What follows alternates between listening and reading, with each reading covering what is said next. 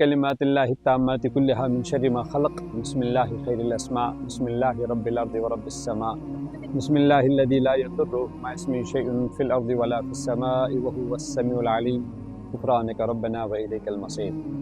السلام علیکم ورحمۃ اللہ وبرکاتہ۔ ہم اس وقت زندگی میں پہلی مرتبہ جزیرہ انڈمان آئے ہوئے ہیں اور یہاں پر کافی ساری ایسی چیزیں دیکھنے کو ملی کہ جنہیں آپ تک پہنچانا میں نے سمجھا کہ فائدہ مند ہوگا۔ ان میں سے ایک اہم ترین بات یہ تھی کہ ہمارے سفر کے دوران ایک بچہ ہمارے ساتھ تھا جو 10ویں کلاس میں زیر تعلیم ہے، ایک اچھے اسکول میں، اور مسلمان گھرانے سے تعلق رکھتا ہے اور مالدار گھرانے سے بھی تعلق رکھتا ہے۔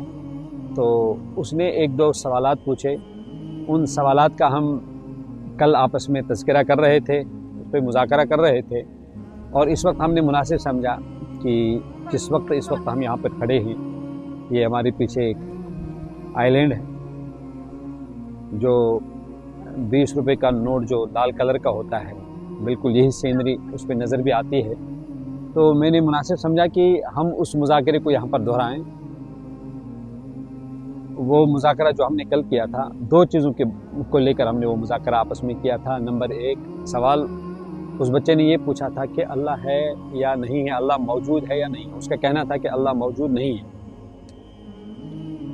تو اپنے اعتبار سے جو اس کے دل و دماغ میں موبائل فون کے ذریعے سے بھرا گیا تھا وہ تو کافی گند تھا، جس کو نکالنا بہت ضروری تھا اس کے والدین کے لیے بھی، اور بحیثیت ایک عالم دین مجھے بھی ان کو مطمئن کرنا تھا۔ تو میں نے کافی ساری باتیں ان سے عرض کی، بتا دی کہ دیکھو، اللہ کو سمجھنے کے لیے پہلے اللہ کے مخلوق پر آپ غور کریں کہ یہ آفتاب سورج کا صبح کو چڑھنا اور شام کو اپنے وقت پر غروب ہونا، پھر اسی طرح تاروں کا نکلنا، پھر ان کا غروب ہو جانا، چھپ جانا، صبح کو روشنی کا نکلنا، یہ ساری چیزیں کیا خامخواہ ایسے وجود میں آئی یا اس کے پیچھے کوئی طاقت ہے؟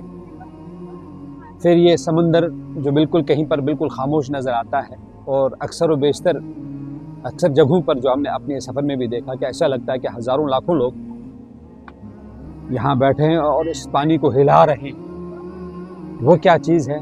پھر اس بچے کو ہم نے یہ بات بھی سمجھائی کہ دیکھو، قرآن کریم میں ہے اور آپ اس کا مشاہدہ کر بھی سکتے ہیں، اور ہندوستان میں بھی کئی مقامات پر آپ اس کا مشاہدہ کر سکتے ہیں۔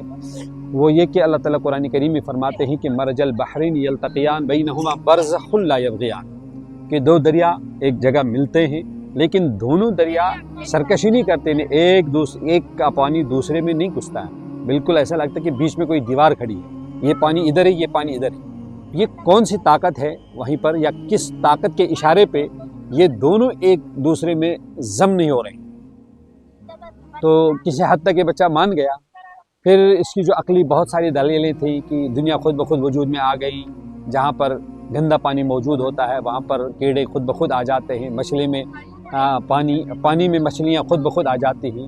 ارے وہ جو پہلا بیج جو تھا وہ کہاں سے آیا؟ تو نقطہ آغاز کہاں سے ہوا؟ تو بہرحال بہت ساری باتیں اسے بتا دی۔ تو یہاں کا ذرہ یہاں کی ہر چیز ہمیں لگی کہ اللہ کی تخلیق اور اللہ کی قدرت کا کرشمہ ہے۔ یہاں پہ ہم نے گھاس دیکھی، اس کو جو ہی ٹچ کرتے ہیں، اس گھاس کا نام ہی ہے ناٹ ٹچ می، مجھے مت چھو۔ تو جو ہی انسان اسے ٹچ کرتا ہے وہ فوراً اس طرح اپنے ہاتھ جیسے جوڑتا ہے کہ اللہ یار مجھے کچھ مت کرو، میں بھی ایک مخلوق ہوں، مجھے میرے رب نے بیکار بنایا نہیں ہے، بیکار مجھے پیدا نہیں کیا ہے، بلکہ مجھے میرے رب نے کسی کام کے لیے پیدا کیا ہے۔ اور سورہ بنی اسرائیل میں بھی اللہ رب ذوالجلال ارشاد فرماتے ہیں کہ کائن آسمانوں میں اور زمینوں میں جو بھی کچھ ہے یہ ساری چیزیں اللہ کی تسبیح بیان کرتی ہیں۔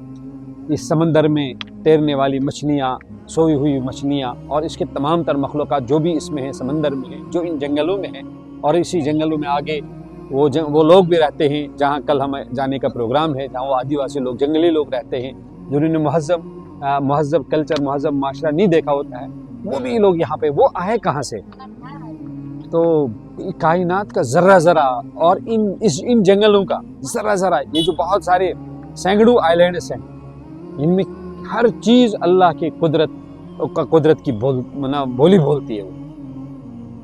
اور ہم نے اس بچے کو کافی حد تک مطلب یہ بات سمجھانے کی کوشش کی، بیٹا کائنات اللہ کو سمجھنے کے لیے اللہ کی مخلوق کو پہلے اللہ کی تخلیق کو آپ سمجھیں، پھر تخلیق میں اتنا سارا تفاوت کی کیا چیز ہے۔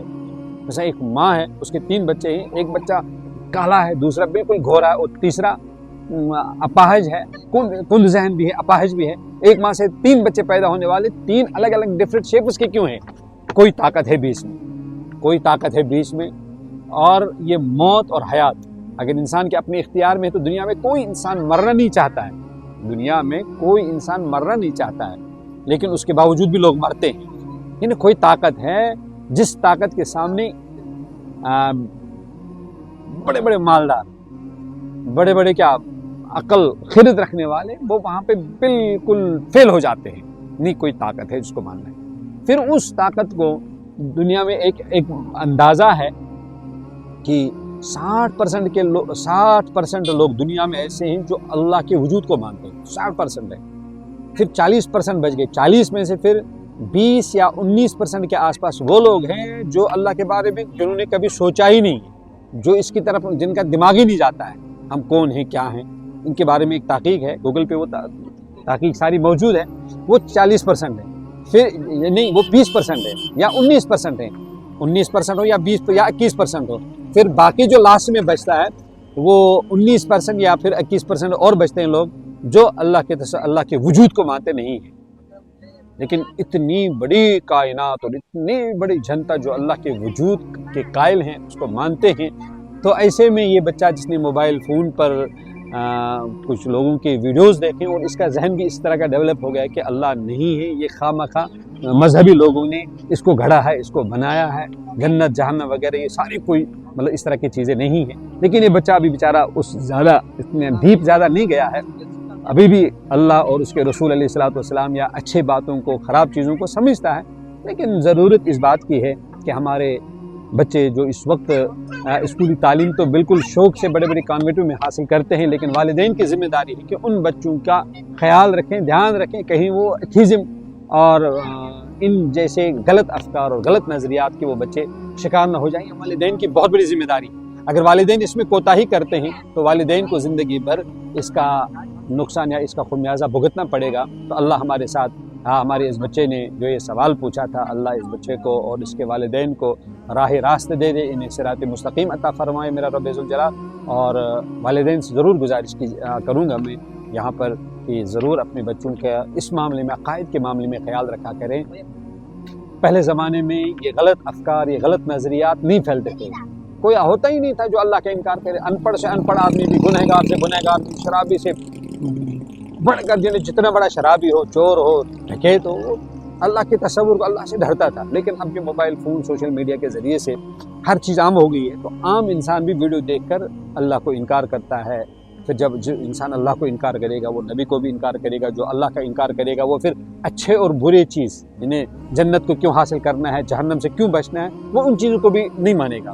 اس لیے اللہ رب العزت آپ کو سلامت رکھے۔ ہم اس وقت انڈومان نیکوبار کے جزیرے کے ایک آئی لینڈ میں یہاں پہ آئے ہوئے ہیں۔ اللہ آپ کو سلامت رکھے۔ جزاکم اللہ۔ السلام علیکم ورحمۃ اللہ وبرکاتہ۔